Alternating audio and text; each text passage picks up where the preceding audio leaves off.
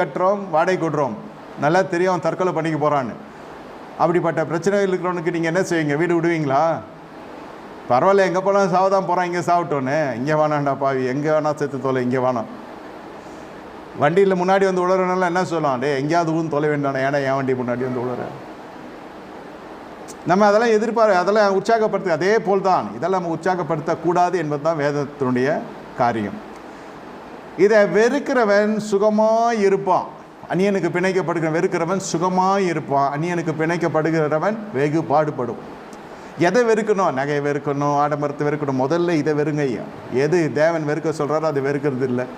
இதெல்லாம் ஈஸியாக ஏமாற்றிடலாம். போதகரை மெச்சிக்கொள்ள வேண்டி நடந்து கொள்ளலாம், வெளியரங்கமான ஆடம்பரமற்ற ஒரு வாழ்க்கை. ஆனால் பிள்ளைங்க சரி, நான் பரவாயில்ல, என்னை கட்டின பாவத்துக்கு என் பெண் ஜாதி. பிள்ளைங்க அவங்க அடுத்த சந்ததியார் ரட்சிக்கப்படுறதே பெரிய விஷயம்.